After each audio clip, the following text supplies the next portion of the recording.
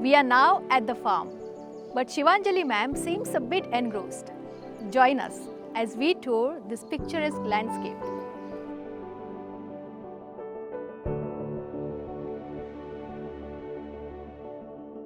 Ma'am, these farms look so different. Yeah, they are different. They are called loose housing farms, and there is a story behind these loose housing farms. In the year 2007 or 8 maybe, my husband and me and some other women directors also had gone to Sweden, and there we saw these huge farms with 500 cattle, 1000 cattle. They were all just left loose, and those cows were so happy.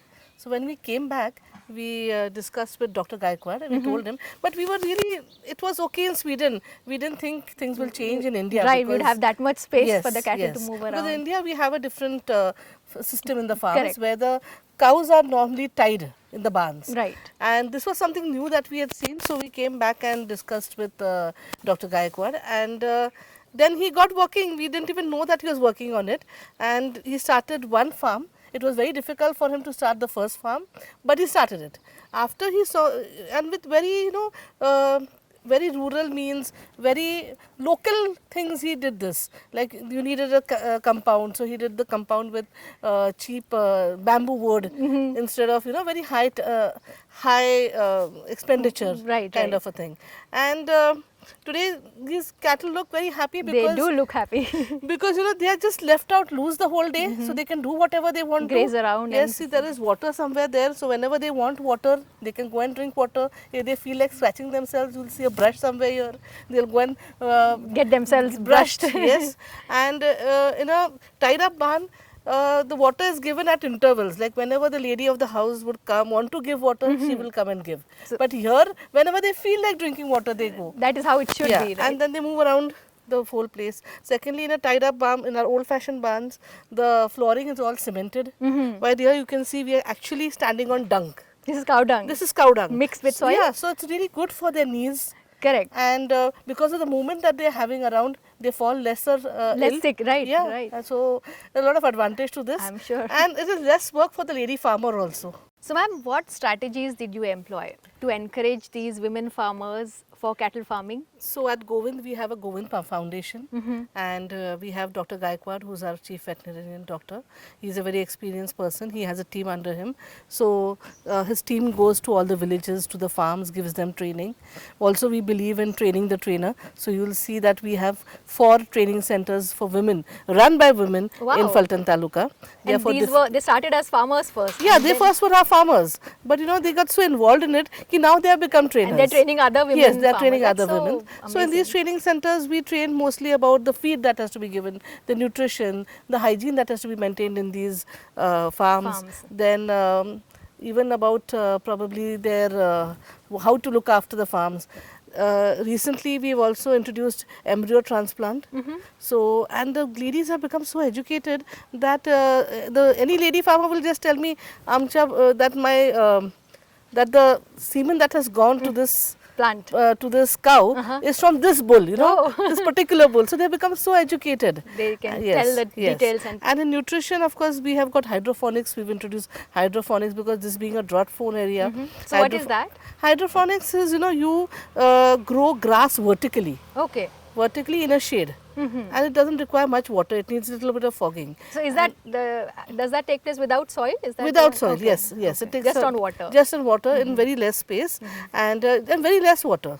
Then we have azola. Azola is also kind of an algae which is high protein. So it directly increases the protein in the milk for the so that's animal. Feed for feed the cattle. For them. Yes. Okay. So there are a lot of these small things that we train them. Like if you see in this particular farm, you'll see a special section only for the babies. So they are protected and they are taken care of there. Right. Then there will be a small section where supposing an animal is unwell, so they will be quarantined there. Okay. So these kind of training, this has all come out with training. Right. Also with the lady farmers or even gent farmers, we do a lot of training sessions.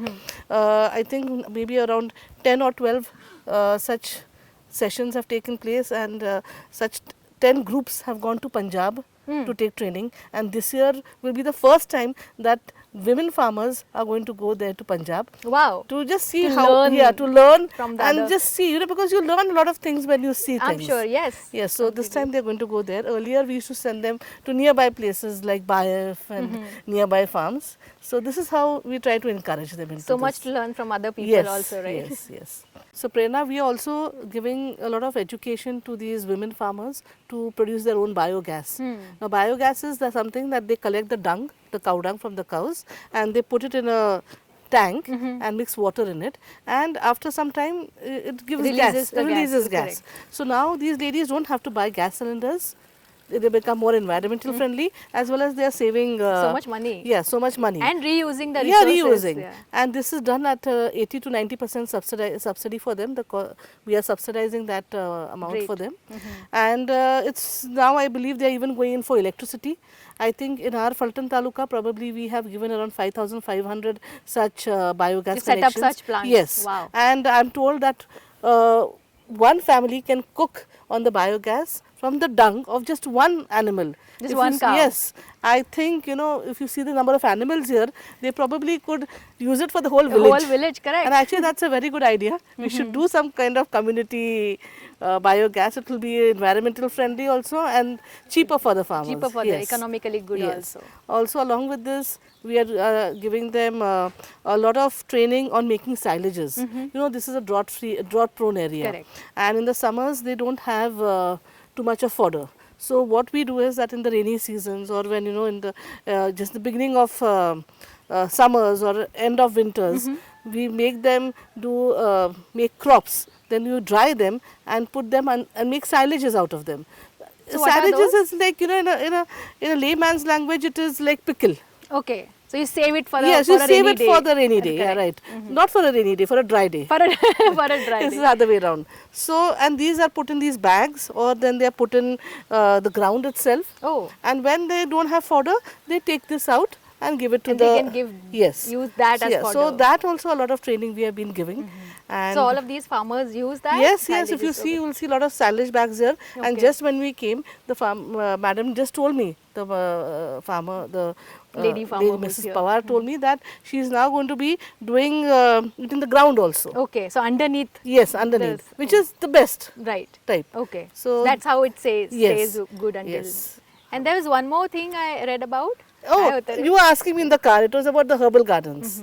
So we are giving, we have some good clients who want very antibiotic-free, aflatoxin milk-free milk for their products. So for those kind of, so actually it started with that. So we are actually trying to guide these farmers into using herbal medicines. treatments. So they grow their own herbs, own plants. And they make their own. Yeah, and make their own paste and apply to the, whenever there's a disease, or apply or feed For the animal. cattle. Yes, for the cattle.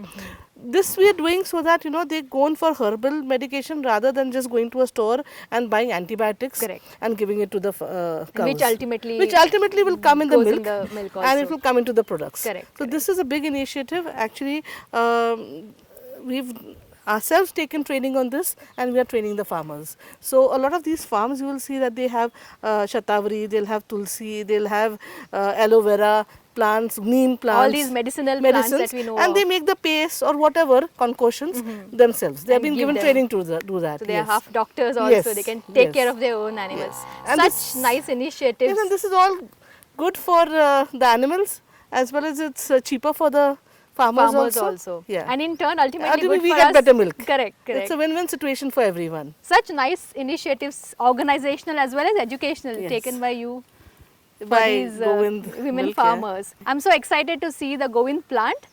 After here, shall we go to the plant Sure, and definitely. continue our conversation there? Yes, sure. Ma'am, would you like to tell us more about Srimanta Saibai Patasanthsta and what benefits has that initiative Yes, brought about? we started the Patasanthsta in the year 1993. And the Patasanthsta is run by ladies. I mean, the full director board is ladies director board, and my staff is also all women staff. So fabulous. Yes, and we have around 4 to 5 branches. And Within Fulton? No, outside Fulton. okay, yes, wow. outside Fulton. And it's a small Patasanthsta. It's a credit society. So we give women loans. people, ladies who don't have that taran to they don't have keep as as a mortgage or mortgage. something. They can come and take small loans from us. So you give loans without the mortgage? Yeah, without the mortgage. Very anything. small loans. Big loans, of course, then we do take mortgages. But it's mainly for the women, run by the women. That's And so a lot of loan proposals I have done or given loans to women for to buy cows. Again, so that they can enrich yes, themselves enrich as farmers. themselves. Yes, yes. How have you educated the women in your workforce to Okay. be financially independent, and what have you done, or what are you doing? What steps are you taking to make them financially more literate? Okay, see, I feel that the women who work in my Farms. on the farms or even in the factory, they are financially independent because actually they are earning. They are working. They are they're working. earning, correct. But what happens is that when they go home, they give all their savings or their earnings to the family. Or spend everything. Yes, they spend everything. They don't actually save up anything. So just to encourage these ladies into saving some money, for the past 3 to 4 years, we've started this, we've given them a facility that they start saving some amount of money, maybe the minimum amount is I think 500 rupees per month, systematically in a RD fashion, and the last installment will be paid by Govind. Oh, wonderful. So they have to pay. So they pay 11 installments, and the 12th installment comes from Govind. So this is just a small initiative we have taken so that these ladies at the end of the year have some saving for themselves. Correct. Because when they're earning and they just spend everything, when they're old age, there will be nothing for them. And this gives them some encouragement. Yes, and there are a lot of ladies who have enrolled in this also. I'm great that the response to this is good. Yes, it's good. So just so that the women who are tuned into our conversation today, they get some inspiration, I want to ask you, how do you maintain your social presence despite being so busy? And also network with other women leaders in the community. See, I'm married into the royal, not only into the royal family, but as a political family also, a social family also. So naturally, I just pulled into the social arena in Faltan. So I attend a lot of Haldi Kunku programs for the women, so where there are small lectures. Then some years back I had a small Saheli group. So through this Saheli group we used to take a doctor with us, and the doctor used to give lecture on nutrition. How nice. But for some reason before COVID, because of COVID it discontinued, and we haven't yet started it, because I feel that women health in the countryside is not that great. They don't really give any attention to what they eat. So that is the reason why we had started this small lecture kind of a thing for them. Secondly, as you see, as I told you, the Haldi Kunku Karyakrams are also there, and we have a women's farmers group also, a WhatsApp group. So I'm on that group. Okay. So whatever activities are happening, they are posted on it regularly. And if I like particular activity and I feel that this needs to be appreciated, I immediately put in my thoughts in that. Okay. So the women are also aware that I am on the group and I know what they are doing. Also, periodically, I go on the farms also to see what's happening. So you're connected with them on a regular basis. Yes. And whenever our house is open house, factory is open house, anyone wants to come and meet me for any work, they're just welcome, always welcome. Yes. That's so nice. You've kept an open door policy for everybody. Yes.